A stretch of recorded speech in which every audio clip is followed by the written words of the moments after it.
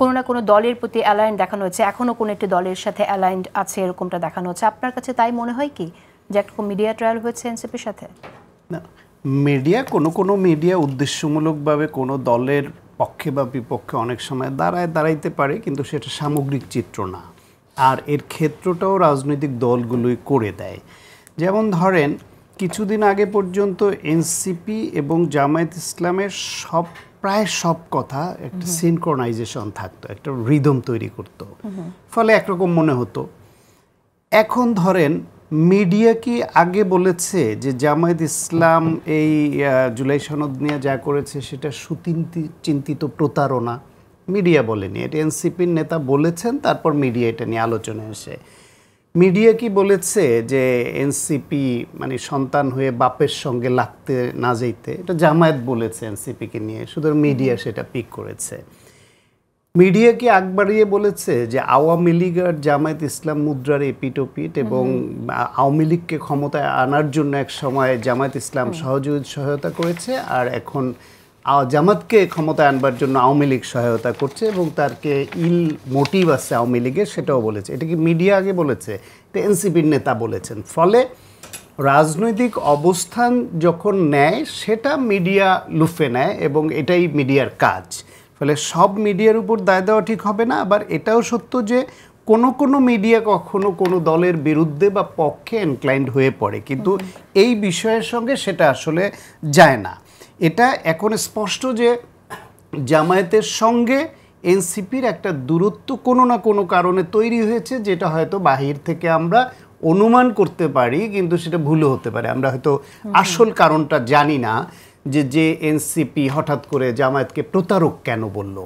মানে প্রতারণা করবার মতো একটা সিচুয়েশন তৈরি হয়েছে। আপনার শেষের কবিতার ওই কথাটা আপনার মনে আছে না, যে ভালোবাসা যখন ভেঙে যায় বা থমকে যায়, তখন সেটা না ভালোবাসায় এসে থেমে থাকে না, সেটা পরিণত হয় ঘৃণায়, যেটা ভালোবাসার উল্টোপিঠ। এখন জামায়াতের সঙ্গে এনসিপির একসময় একটা ভালোবাসার সম্পর্ক ছিল বলে কথা শুনে কি আপনার এটা মনে হলো যে ভালোবাসা ঘৃণায় রূপান্তরিত হয়েছে? না, হান্নান মাসুদের কথা শুনে মনে হতে হবে এমন কথা না।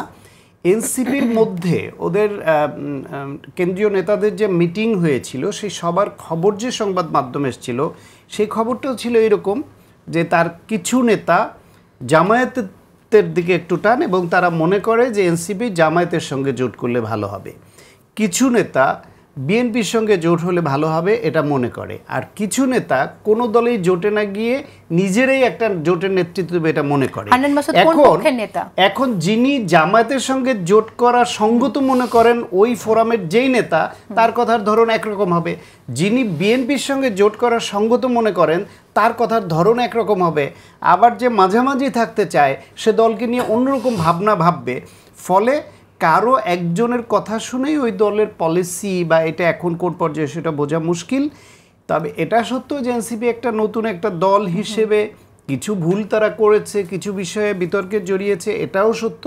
কিন্তু তারা রাজনীতিটা করবার চেষ্টা করছে।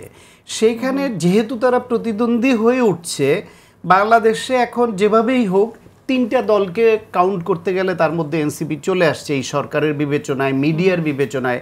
আপনারা টকশোতেও যখন ডাকেন, তখন রাজনৈতিক প্রতিনিধি হিসেবে কিন্তু সব চ্যানেলে একজন না একজন এনসিপির প্রতিনিধি আপনারা রাখেন। কেন রাখেন?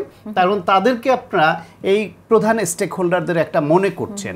ফলে তারা তাদের রাজনীতিটা করছে, ভুলভ্রান্তি কিছু হচ্ছে, ভুলভ্রান্তি হবে। সেই ভুলভ্রান্তি যদি তারা কাটিয়ে উঠে নতুন অবস্থান নিতে চায়, জামাতের খপ্পরে পড়ে জামাতের সঙ্গে তারা অনেক কিছুতে হয়তো ছিল, যখন বুঝতে পেরেছে জামাত প্রতারণা করেছে, তখন জামাত থেকে বের হয়ে তারা আসার কথা তো বলতেই পারে, সেই স্বাধীনতা তো তাদের আছে। এবং সেটাকে আবার যারা ভালোভাবে দেখবে না, তাদের মধ্যে কেউ বলতে পারে যে এটা মিডিয়া ট্রায়াল। আসলে তাদের মুখ থেকেই কথাগুলো আসছে।